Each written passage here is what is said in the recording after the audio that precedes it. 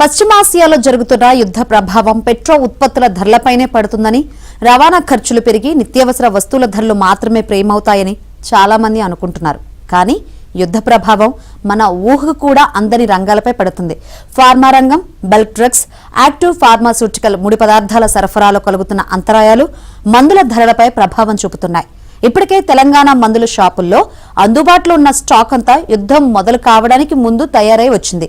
వాటి ధరలు అలాగే ఉంటాయి. కానీ కొత్తగా తయారవుతున్న ఔషధాల ధరలు మాత్రం భారం కానున్నాయి.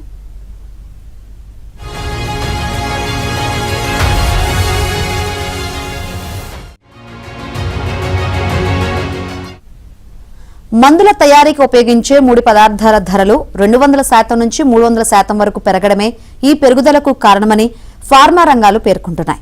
దీంతో పలు ఔషధాల ధరలను 20% నుంచి గరిష్టంగా 180% దాకా పెంచి విక్రయించాలని ఇప్పటికే నిర్ణయించినట్లు సమాచారం.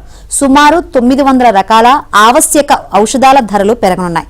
ఎక్కువ మంది ఉపయోగించే పారాసిటమాల్, యాంటీబయాటిక్స్, నొప్పి నివారణ మందులు, ఇన్సులిన్, స్టెరాయిడ్ ఔషధాల కొత్త స్టాకు ధరలను ఇప్పటికే పెంచినట్లు సమాచారం. దీర్ఘకాలిక వ్యాధులతో బాధపడేవారు, మందులు వాడేవారు, జ్వరం, నొప్పులు, ఇన్ఫెక్షన్లు, డయాబెటీస్, గుండె సంబంధిత వ్యాధులతో బాధపడే రోగులకు ఈ పెంపు ఆర్థికంగా భారంగా మారనుంది. ద్రవ ఔషధాల తయారీలో కీలకమైన గ్లిసరిన్, ప్రొపలిన్ గ్లైకాల్ వంటి వాటి ధరలు పెరగడంతో సిరప్లు, ఓరల్ డ్రాప్స్ తయారీ ఖర్చులు గణనీయంగా పెరిగాయి. ప్రైవేట్ ఆసుపత్రులు అయితే పెరిగిన ఈ మందుల భారాన్ని రోగులపై వేయనున్నారు.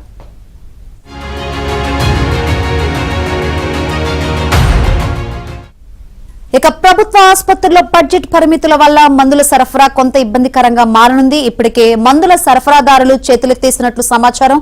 ఎందుకంటే ప్రభుత్వానికి మందులు సరఫరా చేసేవారు ఏడాది 2 ఏళ్ల పాటు ఒకే ధరకు ఇంత పరిమాణంలో మందులు సరఫరా చేస్తామని ఒప్పందం కుదుర్చుకుంటారు. కొందరు సరఫరాదారులు పారాసిటమాల్ 2 ఏళ్ల పాటు 35 పైసల ధరలో 1 కోటి టాబ్లెట్స్ సరఫరా చేస్తామని ఒప్పందం చేసుకున్నారు. యుద్ధం దెబ్బకు ముడి పదార్థాల ధరలు పెరగడంతో అదే ధరకు సరఫరా చేయలేమని లేఖలు రాశారు. యుద్ధం ముగిశాక కావాలంటే పాత ధరకే సరఫరా చేస్తామని, అప్పటి వరకు చేయలేమని స్పష్టం చేశారు. విపత్తుల సమయంలో ఒప్పందంలో మార్పులు ఉండొచ్చని పేర్కొంటూ ఆ నిబంధన కింద ఈ లేఖలు రాసినట్లు సమాచారం. పెరిగిన ధరల నేపథ్యంలో రోజువారీ మందులు ఉపయోగించే వారికి జనరిక్ మందులు ప్రత్యామ్నాయం కానున్నాయి.